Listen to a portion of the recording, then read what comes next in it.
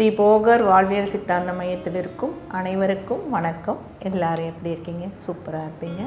இன்றைக்கி நம்ம ஒரு அற்புதமான டாபிக் பார்க்க போகிறோம். இது வரைக்கும் நம்ம 5 சக்கரங்களை பார்த்துட்டோம். மூலாதாரம், சுவாதிஷ்டானம், மணிப்பூரகம், அதுக்கப்புறம் பார்த்திங்கனாக்கா அநாதகம், விஷுக்தி. இன்றைக்கி நம்ம பார்க்க போகிற சக்கரம் 6வது சக்கரமானிய ஆகினா சக்கரம். ஆகினா சக்கரம்னு சொல்லுவாங்க, ஆஞ்சனா சக்கரம்னு சொல்லுவாங்க, அப்புறம் தேர்டையன்னு சொல்லுவாங்க. ஸோ ஒரு அற்புதமான சக்கரங்க. இரு புருவத்திற்கு மத்தியில் உள்ளது. நம்ம திலகம் வச்சுருக்கனால அது திலகத்தோடைய சக்கரம்னு சொல்லுவாங்க. அவ்வளோ அற்புதமான சக்கரம் ஆகினா சக்கரம். இது பார்த்திங்கனாக்கா நம்ம இறைவனோட சிவனோட 3வது கண் சொல்லுவாங்க, நம்மளுடைய 3வது கண் அப்படின்னு சொல்லுவாங்க. தேர்டை ஓப்பன் ஆகக்கூடிய ஒரு அற்புதமான சக்கரம். நம்ம 6 சென்ஸ், நம்மளோட 6வது அறிவை அற்புதமாக ஒரு பிரதிபலிக்கும் சக்கரம் என்று கூட நம்ம சொல்லலாம். அவ்வளோ அற்புதமான சக்கரம். இதுக்கு கீழே வரைக்கும் பஞ்சபூதத்துக்கு அதுக்கு ஒரு இருப்பிடம் இருந்தது. இதுக்கு மேல்நிலைக்கு அது மேல்நிலை சக்கரம் அப்படின்னு சொல்லுவாங்க. கிளாண்ட்ஸில் பார்த்திங்கனாக்கா பிட்யூரிட்டி கிளாண்டு, தலைமை சுரபி எல்லா விதத்துலேயும் நமக்கு ஒரு ஹெட் ஆஃப் த டிபார்ட்மெண்ட்டு. இதை என்ன சொல்லுவாங்கன்னா ஆன்மாவோட வீடு அப்படின்வாங்க. எதோட வீடுன்னு சொல்லுவாங்க? ஆன்மாவோட வீடு. நாம் யாருங்க? நம்ம ஆன்மா. நமக்குன்னு ஒரு வீடு. ஏதோ ஒரு பொருள் காணணும், நம்ம என்ன பண்ணுவோம்? இப்படி டச் பண்ணி எங்கே இருக்குது அப்படின்னு சொல்லுவோம். அப்போ நமக்கு நாமே உணர்த்தக்கூடிய ஒரு சக்கரம் ஆன்மாவோட சக்கரம். அதுதான் இது சொல்லுவாங்க ஆன்ம நிலை சக்கரம் அப்படின்னு சொல்லுவாங்க. இப்போ நம்ம திடீர்னு யாரையாவது பார்க்குறோன்னு வச்சுக்கோங்களேன், யோசிக்கிறோம். திடீர்னு அவங்க கதவை தட்டி உடனே வந்தால் நமக்கு எப்படி இருக்கும்? நீங்கள் எப்படி நினைக்கும் போதே வந்துட்டீங்க, அதிசயம் அப்படின்னு. அது அந்த நேரத்தில் என்னென்னா நம்ம ஆன்ம நிலையில் இருக்கும். எதுவும் மனம்ங்கிறமா, இல்லை டென்ஷன், டிப்ரெஷன், ஒரிஸ் அந்த மாதிரி எதுவுமே இல்லாமல் ஒரு அற்புதமான ஆன்ம நிலையில் இருக்கணும். யாருக்கா ஃபோன் பண்ணணும்னு நினைப்போம், ஃபோன் வந்துடும். ஏதோ ஒன்று ஆசையை சாப்பிட்ணுன்னு நினைப்போம், திடீர்னு ஒருத்தர் கொடுப்பாங்க. ஒரு பொருள் வேணும்னு ஆசைப்படலான்னு நினைக்கிறோம், அது உடனே கணவரோ மனைவி யாரோ ஒருத்தர் ஒன்று வாங்கி கொடுப்பாங்க, அப்பா அம்மா கூட வாங்கி கொடுப்பாங்க. அது அவ்வளோ அற்புதமான விஷயம். என்னென்னா ஆன்ம நிலையில் இருக்குது. அப்போ ஆன்ம நிலையில் இருக்கணும் அப்படின்னா நம்மளுக்குள்ளே இருக்க மாயைகள்லாம் வெளியாகி நம்ம பியூரிட்டியாக நல்ல தியான நிலையில், தவ நிலையில், அந்த காலத்தில் சொல்லுவாங்கள்ல தவம் இருந்தால் வரம் கிடைக்கும் அப்படின்னாங்க. தவம் என்றாலே தியானம். ரொம்ப அமைதியாக உட்காந்துருக்கும் போது அது அப்படியே அந்த ஃப்ரீக்குவன்சி அப்படியே ஈர்ப்பு விதியாக மாறி நமக்கு தேவையில்லை அதெல்லாம் அற்புதமாக கொடுத்து விடும். அற்புதமான ஒரு சக்கரம் தான் ஆகினா சக்கரம். இது கலர் பார்த்திங்கனாக்கி இண்டிகோ கலர். உங்களுக்கே தெரியும் எல்லாமே. அந்த இண்டிகோ அப்படின்னா ஒரு கருநீலம் அப்படின்னு சொல்லுவாங்க. அது அவ்வளோ அற்புதமான எனர்ஜி கொடுக்கக்கூடிய ஒரு சக்கரம். இதோட பெட்டல்ஸ் பார்த்திங்கன்னா 2 பெட்டல்ஸ் இதுக்கு இருக்குது. அந்த பெட்டல்ஸை என்ன மாதிரி குறிக்குது அப்படின்னு கேட்டிங்கனாக்கா, இடது பக்கம் இருக்கிற பெட்டல்ஸ் சந்திர நாடியும், வலது பக்கம் இருக்கிற பெட்டல் சூரிய நாடியும் கொடுக்குதுன்னுவாங்க. 2 பெட்டல்ஸும் இணைஞ்சு அப்படியே நெற்றியில் சென்ட்ரு பயத்தில் நமக்கு ஆகினா சக்கரத்தில் சூக்ஷ்ம நாடியை கொடுக்கும். அதுதான் தேர்ட் ஐ அப்படின்னு சொல்லுவாங்க. அவ்வளோ அற்புதமான சக்கரம். நம்மளை எல்லாத்தையும் எனக்கும் ஒரு அற்புதமான சங்கமன் கூட சொல்லுவாங்க. அவ்வளோ ஒரு அற்புதமான விஷயம் தான் நமக்கு ஒரு ஆகினா சக்கரம்.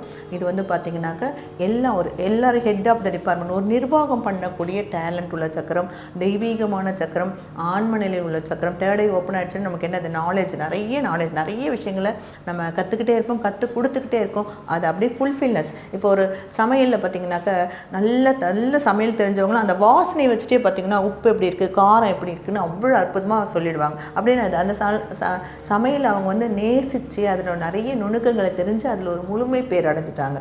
அப்படின்னா என்னது? அவங்க அந்த நிலையில் ஆன்ம நிலையில் இருக்காங்க அப்படின்னு அர்த்தம். தெளிவான நிலை, முழுமை பேரான நிலை. அதே மாதிரி ஒரு டைலரிங் நல்லா முடித்தவங்க, டெக்னிக்கலாக முடித்தவங்க பார்த்திங்கனாக்கா பார்க்கும்போது இந்த ஸ்டிச் இப்படி இருக்கணும், இது இப்படி இருக்கணும், இவங்களுக்கு இப்படி ஃபிட் ஆகும், இவங்க உடம்புக்கு இந்த மாதிரி தான் வேணும் அப்படின்னு சொல்லிட்டு எந்த டிசைனில் எப்படி கொடுத்தீங்கனாலும் பண்ணிடுவாங்க. அப்படின்னா அதில் முழுமை பேர்.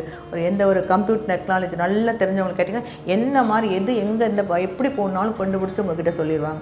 ஸோ டீச்சிங் ப்ரொஃபஷனலாக இருக்கட்டும், அதே மாதிரி ஒரு அற்புதமான தியானி, அதுக்கப்புறம் ஒரு ஸ்பிரிச்சுவல் பர்சன்ஸ்லாம் பார்த்திங்கன்னா அந்த நிலையில் முழுமை அடைந்தாங்கன்னா அதுதான் முழுமை பேருன்னு சொல்லுவாங்க. அதே தியானத்தில் நல்ல ஃபுல்ஃபில்லாக முழுமை அடைந்தால் ஞானம் அடைதல்னு சொல்லுவாங்க. ஸோ அந்த மாதிரி ஒரு அற்புதமான தியானம் அடைதல் அப்படின்னு சொல்லக்கூடிய, ஞானம் அடைதல் அப்படின்னு சொல்லக்கூடிய ஒரு அற்புதமான ஸ்தலம் தான் ஆகினா சக்கரம். அது ஆன்மாவோட வீடு. யாரோட வீடு? நம்மளோட வீடுங்க. நம்மளோட வீடு. நாம் எதுங்க? நம்ம ஒரு வாடகை வீட்டில் இருப்போம். அப்பா அம்மா போட்ட பிச்சை தானே, பிச்சை பாத்திரம் ஏந்தி வந்தேன் ஐயனேன்னு சொல்லுவாங்க. அப்படிப்பட்ட ஒரு அற்புதமான ஆள் தான் நம்ம. அப்போ நம்மளோட வீடு எங்கே இருக்குன்னா இங்கே தான் இருக்குது. அப்போ இந்த நிலையில் நம்ம எப்பயுமே என்னென்னா ஒரு பியூரிட்டியால் வாழும்போது எந்த வேலை செய்தாலும், கர்ம யோகம்னு சொல்லுவாங்க, பக்தி யோகம்னு சொல்லுவாங்க, ஞான யோகம்னு சொல்லுவாங்க. அப்போ எந்த வேலையில் கர்மமாக செய்து அதோடையே அப்படியே இணைஞ்சு, இப்போ நம்ம ஒரு குழந்தைங்க இருக்குன்னு வச்சுக்கோங்க, பிறந்த குழந்தையா அந்த மனம் எங்கேயுமே செல்லாதுங்க, எந்த சிந்தனையும் வராது. ஏன்னா அதுக்கு எவ்வளோ நேரம் ஃபீட் பண்ணோம், என்ன அது பாத்ரூம் போச்சா, அதுக்கு எப்படி இருக்குது, என்ன மாதிரி மாதிரி இருக்குது, அது என்னன்னு அவ்வளோ, ஏன்னா சிந்தனை பூரா அதை அவ்வளோ நம்ம லவ் பண்ணும்போது அதை வந்து என்ன ஆகுனா சிந்தனை பூரா அதுலேயே வரும். அதுதான் சொல்லுவாங்க, அந்த நிலை தான் வந்து ஆகின சக்கரம் ஓப்பன் ஆகிறதுக்கான ஒரு அற்புதமான விஷயங்க. ஸோ அந்த மாதிரி எந்த வேலையை செய்தாலும் நீங்கள் அதுதான் கர்மயோகம்னு சொல்லுங்கள், அதுலேயே லயிச்சு அதுவே தியானமாக செய்கிறது. அதுதான் அந்த காலத்துலலாம் பார்த்தீங்கன்னாக்க நம்ம முன்னோர்கள்லாம் கர்மயோகத்தில் தான் வாழ்ந்து வந்தாங்க. அவங்க எந்த வேலையை செஞ்சாலும் அதை அப்படியே தியானமாக அப்படியே லயிச்சு அப்படியே செய்வாங்க. அவங்களுக்குலாம் வந்து எதுவுமே இல்லை, உள்ள எதுவுமே வச்சுக்க மாட்டாங்க, எந்த ஒரு பாகுபாடு எதுவுமே இருக்காது. அவ்வளோ அற்புதமாக அந்த வேலையை அப்படியே கர்மமே கண்ணா செய்வாங்க. அது கர்மயோகம். அடுத்தது அதுலேயே வந்து பார்த்திங்கன்னா அப்படியே யார் வேணாலும் இறைவனாக பாவிச்சு அவங்களோட அப்படியே சரணாகதியாக அப்படியே அந்த கோயில் தத்துவத்தோடு வாழ்கிறவங்க, பக்தியோட வாழ்கிறவங்க, இவங்கெல்லாம் பார்த்திங்கனாக்க அது வந்து பக்தி யோகம். ஸோ அப்போ அந்த மாதிரி செய்யும் போதும் நம்மளுடைய அந்த ஆகினா சக்கரம் நல்லா ஓப்பனும். அதோட எல்லாத்தோட அல்டிமேட் என்னன்னீங்கன்னாக்க ஆன்மீகம் தாங்க, தியான யோகம். அந்த காலத்தில் பார்த்திங்கன்னா அசுரர்கள் தேவர்கள் எல்லாருமே தவம் இருந்தால் ஒரு நிலையை அடைஞ்சு அவங்களுக்கு என்ன தேவையோ மற்றவங்களுக்கு கொடுத்தாங்க. அதே தான் நம்ம அந்த தியானத்தை அதிகமாக ப்ராக்டிஸ் பண்ணி எந்த வேலை செய்யணுமோ முதல்ல பயிற்சி என்னென்னா, ஒரு வேலையை செய்யும் போது அதை ப்ராக்டிஸ். இப்போ குளிக்கிறோன்னா அது குளியலில் மட்டுமே யோசிக்காது, குளிச்சுட்டு இருக்கும்போது அங்கே போகணும், அந்த வேலை பார்க்கணும், இந்த வேலை பார்க்கணும், அதை செய்யணும், இதை செய்யணும் நம்ம யோசிக்கிறோம் இல்லைங்களா? அந்த மாதிரி எதுவுமே இல்லை. குளியல்னால் குளியலோட அந்த மனநிலையில் மட்டும் ப்ராக்டிஸ் பண்ணணும். ப்ரஷ் பண்ணுறோம் அப்படின்னா ப்ரஷ் பண்ணுற மனநிலையில் மட்டும் ப்ராக்டிஸ் பண்ணணும். ஸோ இந்த மாதிரி நம்ம ஒவ்வொரு பயிற்சியாக பண்ண என்ன நடக்குது அப்படின்னு கேட்டிங்கன்னா, அங்கே தான் இந்த தியானம் வளர ஆரம்பிக்கும். இப்போ கண்ணை மூடி உட்காந்தோம்னா கொஞ்சம் நேரம் கான்சன்ட்ரேஷன் வந்து நமக்கு ஒரு இதாக இருக்கும். ஸோ இதுக்கான சக்கரம் தான் வந்து ஆகினா சக்கரம். இது ஆகினா சக்கரத்தை ஓப்பன் பண்ணுறதுக்கு, நமக்கு ஒரு நல்ல ஃபோக்கஸ் வர்றதுக்கு, எது வேணாலும் செய்யறதுக்கு ஒரு அற்புதமான ஒளி தியானம் தாங்க. அது அற்புதமாக இருக்குது. நம்ம ஒளி தெரியும், நம்மளுடைய ஆகின சக்கர உற்பத்திக்கு சப்தமும் ஒளியும் தான் இந்த உலகத்தை ஒளி அண்ட் ஒளி அலைகளால் தான் இயங்கிட்டு இருக்குன்னு உங்கள் எல்லாருக்கும் நல்லாவே தெரியும். அதுக்கு வந்து திராட்டக்கா அப்படின்னு சொல்லுவாங்க. நல்ல வந்து நெய் தீபம் அல்லது விளக்கெண்ணெய் தீபம், நல்லெண்ணெய் தீபம்னு ஏற்றலாம். ஆனால் அது வந்து சூடாக இருக்குங்க, கண்ணுக்கு இல்லைன்னா உங்களுக்கு தெரியும் சூடுன்னு, அதனால் வேண்டாம். தேங்காய் எண்ணெய் கூட ஏற்றலாம், ஆனால் விளக்கெண்ணெய் நெய் ரொம்ப இன்னும் குளிர்ச்சியாக இருக்கும். ஸோ அந்த தீபத்தை ஏற்றி வச்சுட்டு நேராக ஃபோக்கஸ் அப்படி கண்ணுக்கு நேராக இப்படி வர மாதிரி கொஞ்சம் ஹைட்டில் வச்சுட்டு நீங்கள் வந்து கண்ணை மூடி உட்காந்து அப்படி கொஞ்சம் நேரம் அமைதியாக 2-3 தடவை ப்ரீத் இன் ப்ரீத் அவுட் பண்ணிவிட்டு அதுக்கப்புறம் கண்ணை திறந்து அதுக்கப்புறம் நீங்கள் அந்த விளக்கையே பார்க்கணும். அந்த சுடர் விட்டு எரியிற அந்த விளக்கை நல்லா பார்த்துட்டே இருங்க. ஒரு 2 நிமிஷம் 3 நிமிஷம் அப்படியே கண் ஊற்றி பார்த்திங்கன்னா கண்ணில் லைட்டாக அப்படியே ஒரு மாதிரி வலிக்கிற மாதிரி இருக்கும். சில பேர் கண்ணில் தண்ணி கூட வரும். ஸோ அப்படி இருக்கும்போது அப்படியே பார்த்துட்டு அதுக்கப்புறம் 2 கையை வச்சு கண்களை மூடி அப்படியே ஆழமாக உள்ளுக்குள்ளாரியே ஒரு எவ்வளோ நேரம் பார்க்குறீங்களோ அதிலிருந்து ஒரு எக்ஸ்ட்ரா ஒரு 3 நிமிடம் அது வந்து கண்ணை மூடி அப்படியே பார்க்கணும். அது மாதிரி மறுபடியும் கண்ணை திறந்து மறுபடியும் பார்க்கணும். அதே மாதிரி கண்ணை மூடி அவ்வளோ நேரம் இருக்கணும். இந்த மாதிரி ஒரு 3 தடவைலேருந்து 5 தடவை செய்யுங்க. இது ஒரு 21 நாள் ப்ராக்டிஸ் பண்ணி பாருங்கள். ரொம்ப அற்புதமாக இருக்கும். உங்கள் ஐக்யூ பவர் தேர்ட் ஐ ஓப்பன் ஆகுது, உங்களுடைய நாலேஜ் இன்க்ரீஸ் ஆகிறது, உங்களோட மனம் சாந்தி அடைகிறது, இதெல்லாம் ரொம்ப அற்புதமாக இருக்கும். அதுக்கப்புறம் உட்காந்து நல்ல ஓம் சாண்டிங்க, நல்ல முத்திரையில் உட்காந்துக்கிட்டு நீங்கள் நல்லா வந்து அமைதியாக உட்காந்து சிவலிங்க முத்துறங்க. இந்த மாதிரி கையை வச்சுட்டு இந்த இடது கையை வச்சுட்டு இதில் உட்காந்து இங்கே உட்காந்து அப்படியே கண்ணை மூடிக்கிட்டு அப்படியே நீங்கள்